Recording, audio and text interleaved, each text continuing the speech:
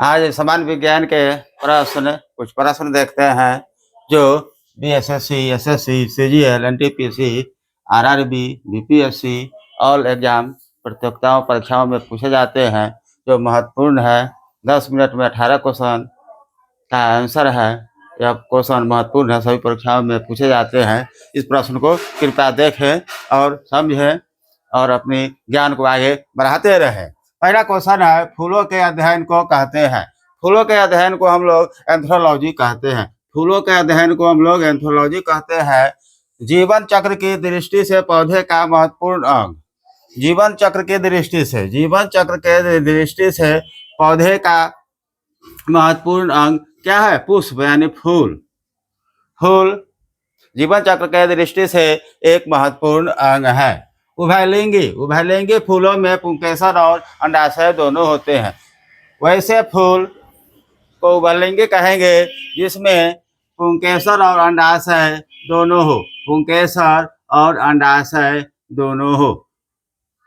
पुंकेसर और अंडाशय दोनों हो, वैसे फूल को हम लोग उभयलिंगी फूल कहेंगे। पुंकेसर नर भाग हुआ और अंडाशय मादा अंग हुआ।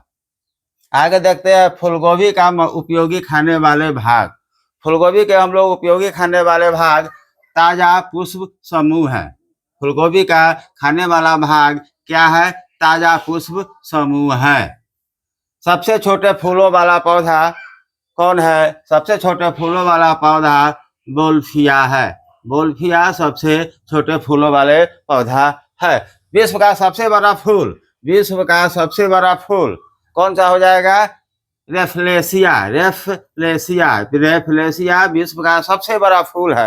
रेफ्लेशिया विश्व का सबसे बड़ा फूल है। रेफ्लेशिया।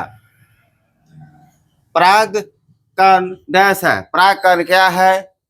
पराग कोश से स्टिग्मा तक पराग का संरचना। पराग कोश से स्टिग्मा तक के पराग संचार परागकण है। हवा से परागकण यानी पॉलिनेशन, परागकण को अंग्रेजी में पॉलिनेशन कहते हैं। तो हवा से परागकण को क्या कहते हैं? एनोफिलिया। हवा के द्वारा होने वाले परागकण की प्रक्रिया को हम एनिमोफिली कहते हैं। पक्षियों द्वारा परागकण को क्या कहा जाता है? पक्षियों द्वारा भी परागकण की प्रक्रिया होता है, उसको हम लोग एंथ्रोफिली कहते हैं। एनियोथ्रोफिली कहते हैं। आभासी फल के उदाहरण क्या है?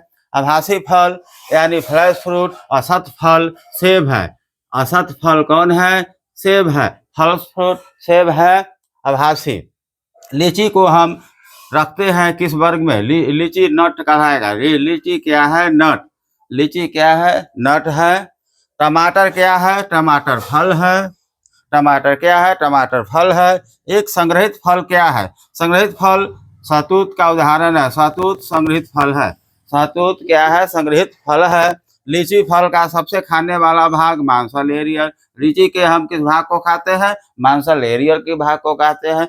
लीची के खाने वाले भाग को हम लोग मांसल एरियल कहते हैं। टमाटर खाए जाने वाले भाग को क्या कहते हैं? टमाटर का हम लोग खाते हैं गुद्देदार थैलमस। टमाटर को खाते हैं गुद्देदार थैलमस। पुष्पी पादप के बीज बनते हैं। पुष्पी पादप के बीज बनते हैं कहाँ से? बीज पत्र से। पुष्पी पादप के बीज पत्र बनते हैं बीज पत्र से। निषेचन के बिना फल के विकास को क्या कहते हैं? पेंथेनोकॉर्पी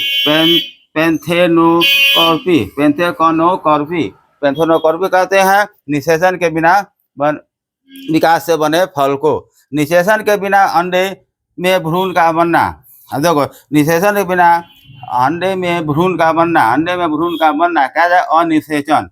इस प्रक्रिया को कहेंगे अनिषेचन। अनिषेचन करोगे, निषेचन के बिना अंडे में भ्रूण का बनना। अब हम लोग देखते हैं फूल के मुख्य भाग 4 हैं। बाह्य दलपुंज, पुंगंग और जायांग। फूल के 4 भाग हो गए हैं। बाह्य दलपुंज, पुंगंग और जायांग। पुंगंग नर भाग है। जायांग फूल का मादा भाग है। पूछ देगा कि फूल का नर भाग कौन है? तो पुंगंग हो जाएगा। और फूल का मादा भाग कौन सा हो गया? जायांग हो गया। फल के प्रकार फल दो प्रकार के होते हैं, सतफल और असत फल। सतफल और असत फल। सतफल अंडाशय से बनते हैं, सतफल अंडाशय के बनते हैं। अंडाशय के अलावा जो फल बनता है उस फल को हम लोग असत फल कहते हैं। अंडाशय से नहीं बनने वाले और अन्य भागों से बनने वाले फल को हम लोग असत फल कहेंगे। पराग के प्रकार, पराग दो प्रकार के, परागकण की प्रक्रिया दो प्रकार के होते हैं, स्वपरागकण और परपरागकण। स्वपरागकण और परपरागकण। असत फल को हम लोग कूट फल भी कहते हैं। असत फल का दूसरा नाम क्या है? कूट फल। असत फल का दूसरा नाम क्या है? कूट फल। कूट फल है। अब देखते हैं संपूर्ण फल को हम लोग 3 भागों में बांटे हैं। जितने भी फल है पृथ्वी पर उसको हम लोग 3 वर्गों में बांटते हैं। पहला हो गया सरल फल, दूसरा हो गया पुंज फल, तीसरा हो गया संग्रहित फल। सरल फल उदाहरण है अमरूद, केला, नारियल, सरल फल का उदाहरण है इत्यादि। पुंज फल का उदाहरण है शरीफा, शरीफा हम लोग को पुंज फल है इत्यादि।